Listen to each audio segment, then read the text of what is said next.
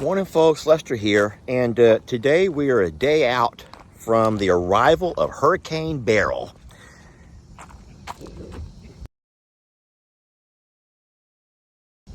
Hurricane Beryl and his flies. Today I'm going to start all of the prep work around the Longhorn Lester property. When I say prep work, hey girls, things that have to be done, tied down, locked down, put away, closed up, you already know. We're expecting, as of now, here's the hard thing about hurricanes. Hurricanes are so darn unpredictable, friends. They're so unpredictable.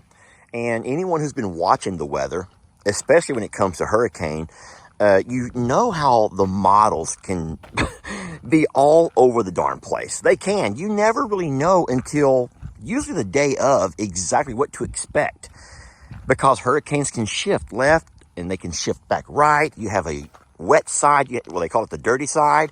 You have a drier side. There are so many factors that you have to think about when it comes to hurricane prep. Now, living here in Texas, especially on the coast, we've done this plenty of times. This is not my first rodeo, as they say, but there have been multiple.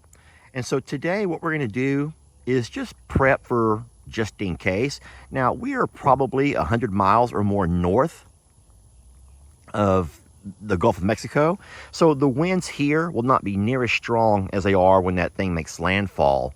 And of course, the further out you are, the lower your winds. So we don't expect a whole lot here as far as winds go.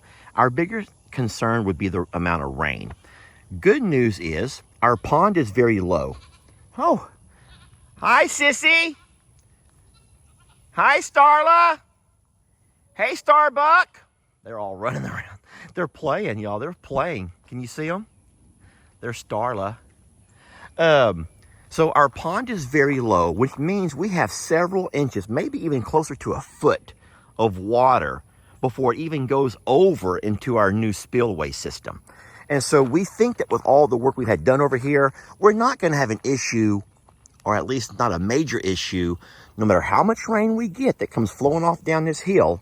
I think we're going to be okay as long as that water can find an exit and flow on out of here. So, of course, the more rain you get, the more water flow you're going to have from all around the hill. So you don't really know exactly what to expect. But all I'm going to do out here is just pick up my water hose, pick up my sprinkler, straighten a few things up. And then as far as the pastures go, we're fine. We've already talked to those folks over in Plum Grove, all the family, and we offered them to bring their animals here if they choose to. And if they do decide to, then we can easily make an adjustment of where their animals are going to go. But as of now, with, like I said, 2 days out, no one has any interest in moving animals. And I don't blame them. He looks very red. He looks redder than normal. What's he doing? Look at his legs. Stella, look out, sweetie. I think he may be hunting me. And Carl's coming on the backside. They're trying to cut me off. Look out, Stella. Stella, don't walk up on him. And don't run towards me, sweetie. Stella, look out. Stella, move. Oh gosh, guys. Okay. I'm just gonna. Oh my God, Millie! Go to the. Oh Lord.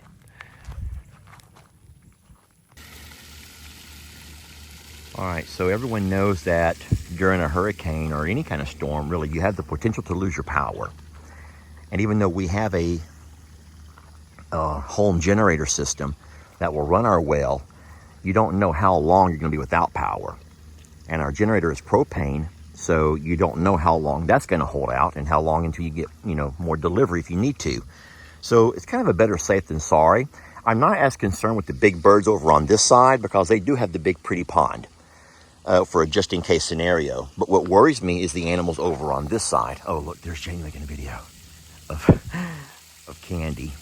But over on this side, we don't have pond access. So we want to make sure that our animals have a place to get fresh water. So we're going to clean out all the water troughs and fill them completely up.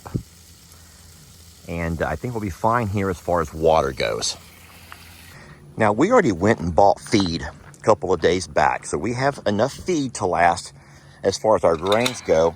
We also have plenty of green hay on hand if we need it. But what I want to do today is go ahead and take some space here and clean out my garage a little bit. I'm going to pull my boat out of there. The boat does not need to be stored. It can be out in the weather. And I'll use the garage space to park the vehicles.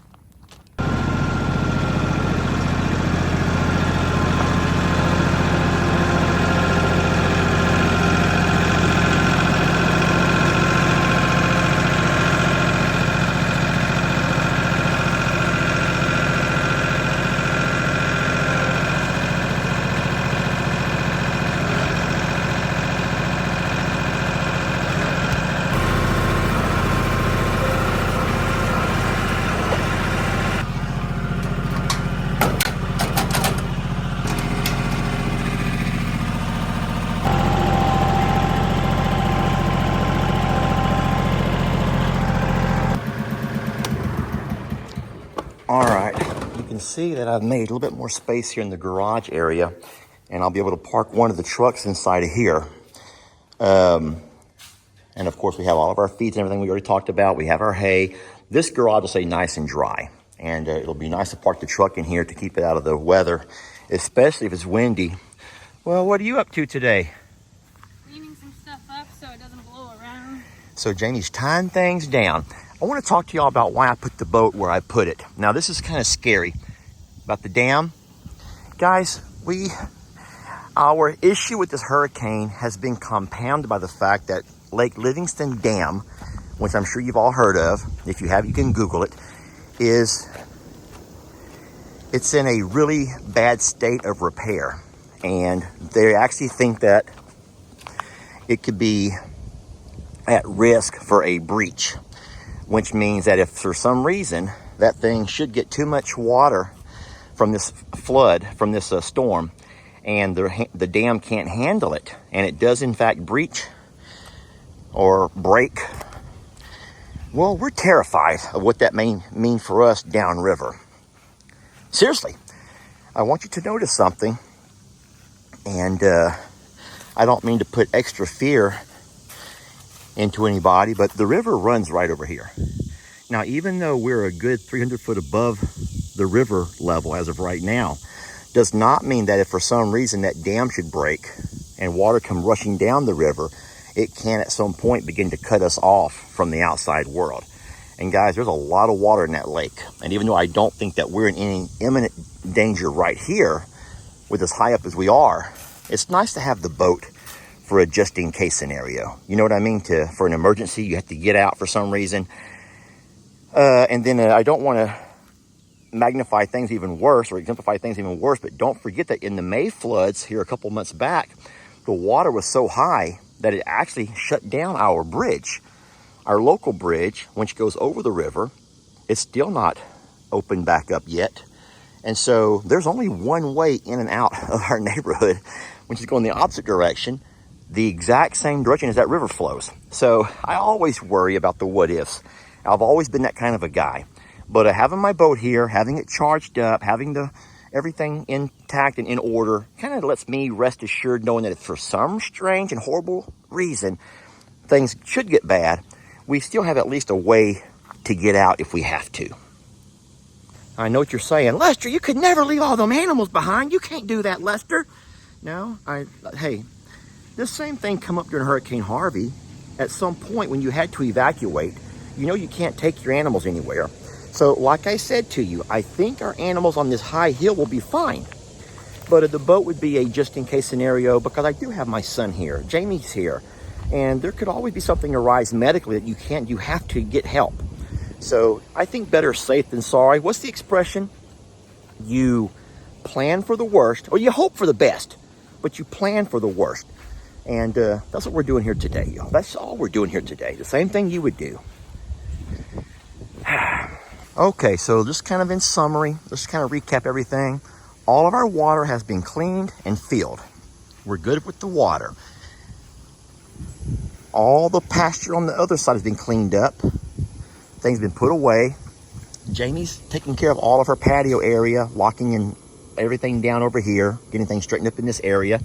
I've got the shop, the garage cleaned out, so we have a place for the vehicles. All of the animals are going to be fine. As of right now, no one in Plum Grove has asked to bring animals up. We've offered multiple times. So as of right now, we're going to keep our 3 little fellas, the ABCs, over here in their pasture with their loafing shed. That leaves us 2 other loafing sheds for all the other animals, which would be the donkeys, the larger donkeys, the goats, the alpaca, and the pigs. And so I do think we're going to be okay. Right, Ringers? We're going to be okay here, sir? Ringo's like, yeah, we're going to be fine. Just keep handing me them CBD tabs and we'll be fine, Daddy. All right, Ringo. But, friends, I don't think I have a whole lot more to tell you what's going on here at the Longhorn Lester property. But we will absolutely keep you guys informed. You guys already know that. And once again, we do not think, and I said this so many times in different videos or even our live videos, that we do not think that Hurricane Beryl is going to be anything like some of the other hurricanes that you guys are so familiar with, especially those that have affected us, you know, directly. Tropical Storm Imelda, Hurricane Harvey. But we're in a pretty good place over here, and we're going to be fine. Well, thank you all for watching. We love you so very much. We're blessed to have you, and things are always funner and gooder when you do them with those you care about. Even hurricane prep, y'all. Even hurricane prep. Thank y'all for watching. We will catch you guys on the next video.